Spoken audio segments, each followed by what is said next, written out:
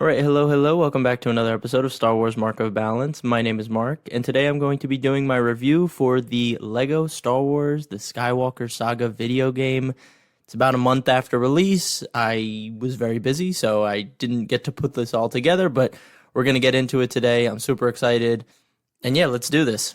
So since its 2019 announcement, Lego Star Wars The Skywalker Saga has been on every Star Wars fan's radar. Despite several delays, and when I say delays, I mean this game literally has had release dates in 3 different years. I'm not kidding. There's posters where it says coming 2020, coming 2021, coming 2022. It was getting a bit ridiculous, but it is finally here. The game is a visual spectacle. The combat is the best it's ever been in a Lego game, and the care that's been put into every detail of this game is palpable. However, I think this game has some glaring shortcomings in what I believe to be the most important part of the game, the story missions. This is where I believe the game is held back from being the ultimate celebration of 20 years of Lego Star Wars games and 40 plus years of the galaxy far, far away. So first, I'm going to start with the positives because it is Lego and it is Star Wars and it's me. So this is my bread and butter. As I mentioned in the intro, this game is drop-dead gorgeous and it takes full advantage of the next-gen hardware. The seamless blend of LEGO elements with detailed photorealistic environments offers some of the best visuals in gaming in general. The weather effects on all the character elements, from the sand getting everywhere on Tatooine, sorry Anakin, to the frost accumulating on Hoth and the mud stains on Dagobah, every planet is something to admire. The lighting in the game was particularly impressive for me, especially the reflections on all the glossy surfaces, like on the facilities on Camino, Bespin with the all-white interiors, and of course, the characters themselves, because they're made of that like shiny Lego material. But I think my personal favorite visual in the entire game is Mustafar from space. So they added this space element to the game, which was such a welcome addition. And when you approach these planets, they're gargantuan, and you see the scale of them, and it's so cool to do it in this Lego game. And Mustafar itself really stuck out to me because of the jet black surface with all the lava cracks throughout it, and it looks like it was taken directly from Revenge of the Sith. It looked real, and my jaw pretty much dropped to the floor as I approached the planet during Revenge of the Sith, my playthrough of that movie, and it just really stuck out to me. But this can be said for all the planets. I mean, all of them looked incredible when you approach them. So from a visual standpoint, this game is top tier. But let's really talk about the star of the show here, and that is the combat. And what an upgrade it was. The over-the-shoulder third-person element really made the firefights feel more immersive, and they could pack so many enemies on the screen, and the firefights never get old because it's really like you're in it, and you have this option of either shooting or the other great part about the combat, the hand-to-hand. The combos you can string together on the ground, in the air, with your weapon are so varied, and each character has their own unique attacks that really make the combat endlessly fun from start to finish. And when I say the unique character attacks, one really sticks out to me, but there's plenty of characters that have this, but like with Rose, you can do the ground combos, and halfway through your combos, you can tase the First Order Trooper or whatever the enemy is, and then you can continue your combo. It's so satisfying, and that's just one that stuck out to me, but there were probably so much more, and some I probably haven't even discovered yet. Now, I've only mentioned combat for the blaster and non-blaster characters, but the characters I always played as and had the most fun with were the lightsaber wielders, of course.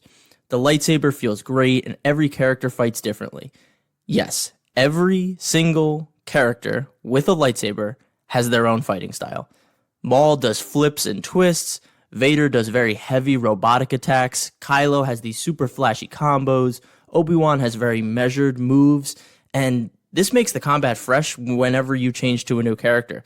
Even characters like Kit Fisto fight differently, which I was so surprised to see that all the Jedi didn't have the same moveset that they did in the complete saga. It just showed how much love and care was put into every piece of the combat system and character design.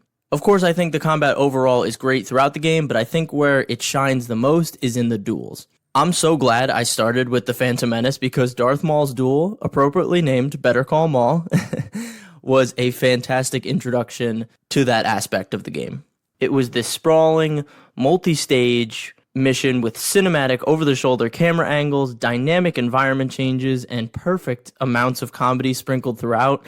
I mean, the droid band playing Duel of the Fates with a conductor and all on each side of you as you fight Maul throughout Naboo made me laugh so hard that I literally had to stop playing. And while I do feel that some duels fall short, for the most part throughout all 9 films, they were my favorite missions. And there were so many duels that even if 1 or 2 fell short, there was probably 20 more that were fantastic. The final piece I want to touch on, which I kind of talked about with Mustafar and everything, was the space battles, which I feel were pretty incredible for a Lego game, which I don't think they've ever done. I know they had some like on-rails missions in the Complete Saga, but this one was like complete freedom in space. And while it was very simple, it was so satisfying with like the great tracking system and the very challenges like racing, dogfights, capital ship encounters, and of course the story missions where you're in a starfighter. And you know, it never gets old when you lead your shots perfectly for a target that's really far away and you have that little circle that's a little bit ahead of your target and you're just leading those shots and you're nailing them and then you see that bright explosion. It hasn't gotten old for me yet. I do think some of the story missions that involved being in vehicles or starfighters did fall short in some aspects. Creativity and design weren't really pushed to the limits. They kind of played it safe with the mechanics that were already in the game, but there were some surprises, and of course I'll get into all the story mission negatives when I get to that portion of the episode. So overall, the combat was the best it's ever been. It never got old, and I absolutely love what they put into every little piece of it. Of course, I don't need to spend too much time on this, but comedy in LEGO games has always been top-notch, and even in the movies. And with the addition of dialogue, this game really pulls off some incredible one-liners and deep-cut jokes. Some of my favorites were the decoy bit in The Phantom Menace with Princess Amidala that led into Attack of the Clones, with the old man being the real princess. Every time there was a decoy, he was the one hiding behind, and Padme wasn't actually the princess. That was so funny. And then, of course, when the ship gets blown up in Attack of the Clones, he's the one that dies, and not Padme. It's so funny. There were definitely some jokes that took some digs at the sequel trilogy. I don't remember all of them, but the one that stuck out to me was in Rise of Skywalker when you're fighting in the last mission and a Sith trooper literally says in the middle of Battle of Exegol, "Finally, something to do." Literally referring to the fact that these troopers have been sitting underground for years. It's just fantastic. And then even the banter between characters when you pair them up in free play, like when you put Maul and Kenobi together and they have their little Maul, Kenobi. It's all really fun, and I really enjoyed the addition of dialogue. I thought I would really want to hear the mumbling again, which I believe is a setting that you can do, but the dialogue really did add a lot, even if some voice actors weren't that great. As a music fan, I appreciated the emphasis on keeping John Williams' scores front and center throughout the story missions, and especially in the hub worlds. On Mustafar, they play the best part of Anakin's dark deeds constantly, and it makes me want to just wander the planet for hours and hours. To close out my positive section, I'll just rattle off some of my favorite missions throughout the 9 films. The Maul duel I already mentioned was perfect blend of comedy and combat throughout. I think the grand stage of Yoda and Sidious's fight in Revenge of the Sith and the Senate Chamber with Anakin and Obi-Wan's soundtrack playing in the background was so epic and fantastic, and the level design was super creative. It was my favorite duel out of Revenge of the Sith, which was surprising. I think the Death Star prison break mission with the multiple pathways and the comedy and nostalgia from the original trilogy game really stuck out to me, and that's why I enjoyed that one a lot. The Hoth ground battle, of course, because of the scale and the satisfying combat of taking down walkers. The Return of the Jedi speeder chase was just fun, and it was super long. I mean, at some point you just kept going and going and going, and there was no speeder bikes coming. You're like, am I done? Did I beat it? And it just kept going, but I actually enjoyed the length of the mission. In The Force Awakens, the final mission where you destroy Starkiller Base with your own little trench run, as well as the Kylo Ren duel where you fight with Finn and Rey, that was super fun and an engaging mission.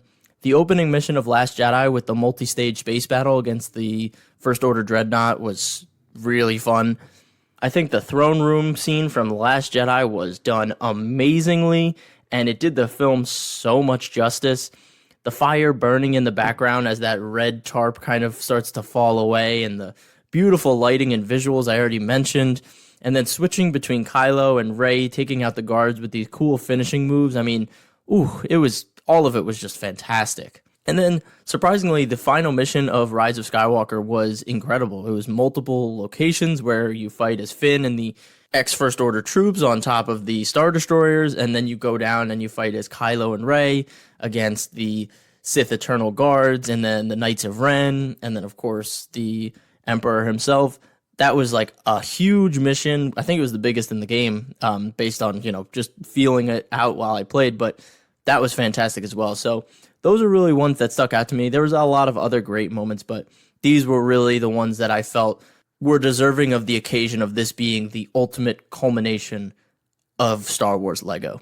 So now that I've said that about my favorite missions, I think it segues perfectly into why I think Skywalker Saga is not a masterpiece or the perfect Star Wars Lego game. That is because of the mission selection and consistency. For every great mission, like the ones I just mentioned, there's an extremely lackluster one or a key moment that is made unplayable. This was extremely disappointing for me, and I think it takes away a lot from the game. The open world is great, the huge sandboxes are great, but I play the LEGO Star Wars games to relive my favorite Star Wars moments with the charm of them being brought into LEGO form. Unfortunately, a good portion of those huge key set-piece moments are omitted and only shown through cutscenes. This is particularly frustrating because these missions that were omitted were available 10 years ago in the complete saga. So I feel this is a step back, in all honesty, especially with this being touted as the ultimate LEGO Star Wars experience. So let me rattle off some key moments that are told through cutscenes or are just simply unplayable. The clone attack on Geonosis, that iconic mission from the complete saga and the original game where you're in the gunships and you're destroying separatist ships, that's not in here. You only get the arena portion of the battle, even though they did a large-scale battle in Phantom Menace with the Gungans against the droid army. The battle over Coruscant, the iconic opening of Revenge of the Sith, is just not playable. Destroying the Death Star 2 as Lando is told through a quick little cutscene. That is literally the culmination of the original trilogy, and here's a cutscene. The Battle of Crate on Last Jedi with the cool elements of it being a salt surface with that red dust popping up. You don't get to play as that. It's actually supplemented with you playing as Luke and just dodging Kylo Ren's attacks and then building a drill and leaving the base. That's it. These are critical moments that offer so many cool and unique gameplay opportunities that were just not utilized. And these were simply just the omissions. There were other story missions that were in the game, but I found to be underwhelming and didn't really advance since the complete saga. I mean, pod racing was one where the first person was a cool idea, but the controls were clunky, and the race itself felt very short compared to the complete saga or the original game version of the pod racing from the third person perspective. The trench run in A New Hope didn't feel as impactful as it was. I mean, the final part of the mission wasn't even a trench run. It was just kind of this open area, and then you just shoot the proton bomb at this open area and it goes in. There wasn't like a build-up with the score or anything like that. You didn't feel that tension with Darth Vader hunting you with his TIE escorts. It was just kind of a bummer. Canto Bight, there was this one mission where you don't even escape. You just do this little prison break thing, and then you don't get to hop on the back of those animals and ride through the streets with a huge cool set piece. That's kind of just skipped over. I kind of already mentioned this, but in some cases, those big moments were just supplemented for by frankly boring story missions. The Last Jedi mission that I mentioned was Luke just dodging Kylo Ren's attacks. It wasn't really even a duel. And then you switch into the Resistance base and you build the drill and then you leave. But not the crate land battle. You don't get to do that. You get to do those simple tasks. In Return of the Jedi, there are 2 missions on Tatooine in the beginning, but there's no Death Star 2 space battle and destruction. This is kind of back to the point where each episode only gets 5 story missions, so they kind of had to make cuts, which I understand they want to keep them even, but I feel like you need to prioritize those special moments over doing something else, and I have a theory on why they had to prioritize, but I'll talk about that a little bit later. And what really bothers me is that it's frustrating to see you have these huge multi-stage missions for some movies, like I just mentioned with The Force Awakens or The Last Jedi with the opening mission, and then other movies you don't get the same attention or care with those huge missions and that ambition that you felt with some of the sequels or some of the earlier movie ones. Overall, it really just takes you out of the game and the experience itself when you can't participate and have a hand in some of the most consequential parts of the films that the game is trying to recreate. Some other minor things that bothered me about some story missions was including droids in some of those big iconic duels like Anakin versus Obi-Wan and Luke versus Vader. While I know they had to make it co-op compatible, they could have done it in a more creative way instead of having like the duel stop in its tracks for R2-D2 and C-3PO to go over to a panel to allow the duel to continue while Battle of the Heroes is blasting and Obi-Wan and Anakin are just kind of like standing there waiting for you to do it. It just takes you out of it. So I wish they did that a little bit more creatively. So now I'm going to go over my thesis for this part of the review and why I think some of these cuts and omissions were made. And my overall thesis is that bigger is not always better. Yes, we got huge sprawling open worlds and a ridiculous amount of collectibles and characters and side quests, but in my opinion, the priority for the game experience should always be the story missions. I feel designing all this extra stuff into the game took away resources from making the core experience the best that it could be, and probably resulted in those omissions I discussed previously. So there are over 1,000 Kyber bricks to collect in this game, and over 300 side quests. And in all honesty, these aren't necessary. These collectibles are overall not necessary. The Kyber bricks themselves are pretty useless after a certain threshold. They provide upgrades to combat and abilities, but the only real upgrades you need for the game are the ones that help you get more studs to achieve True Jedi in a lot of the missions.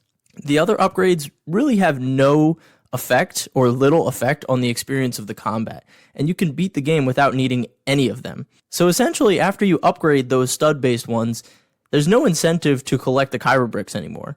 So now you're on these huge open-world sprawling planets, and you're not incentivized to explore.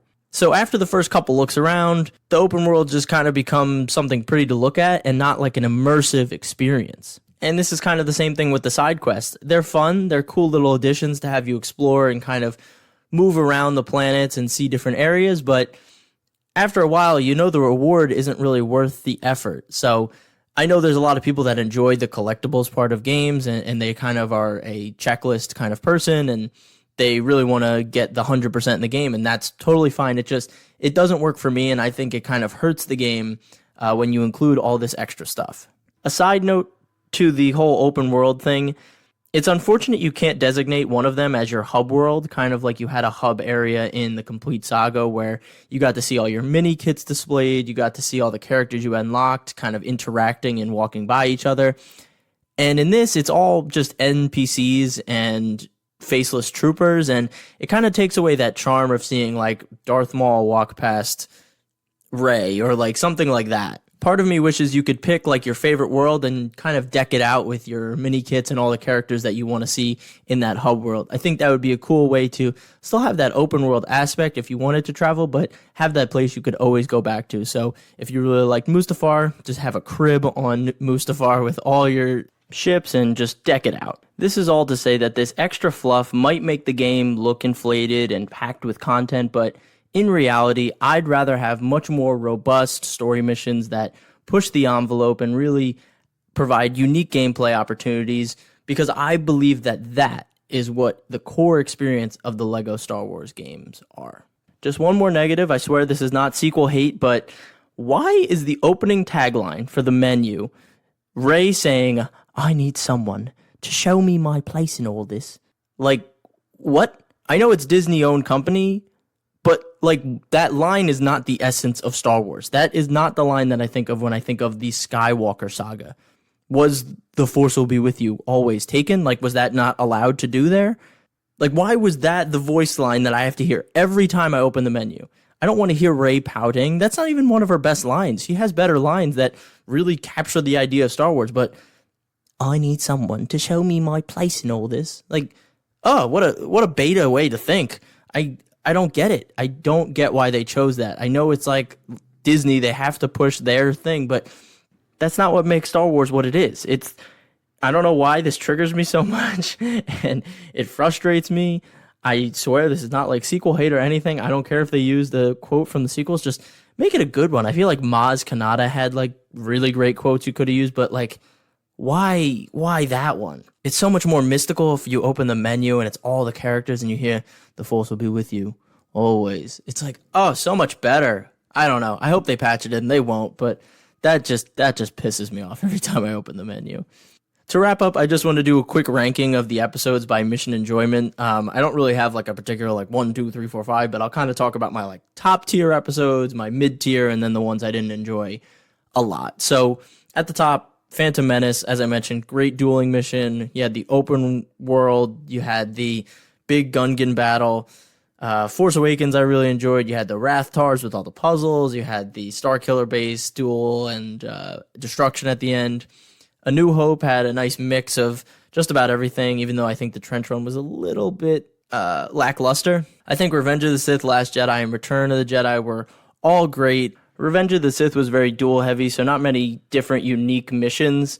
Last Jedi kind of was like the movie. It had extremely high highs with the Dreadnought mission in the beginning and then the throne room battle, but the Canto Bight escape and then the last mission were just super boring, so it kind of brings it down a little.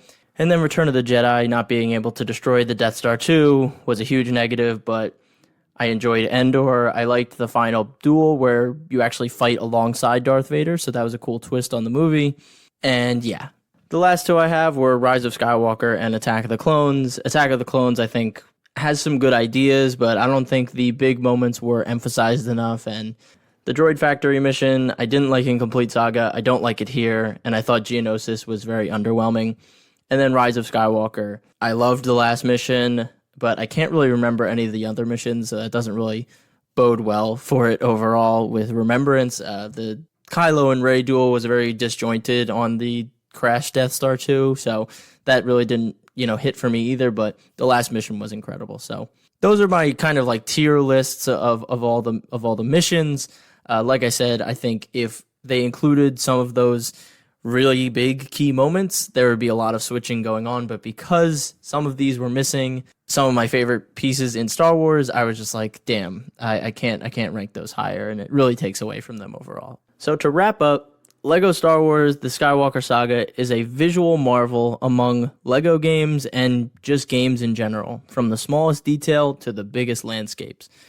Comedy is expertly weaved throughout the game, the combat overhaul paid off beautifully, and some moments were truly worthy of the occasion. The game, however, falls short when it comes to missions, the most important part of the game, in my opinion.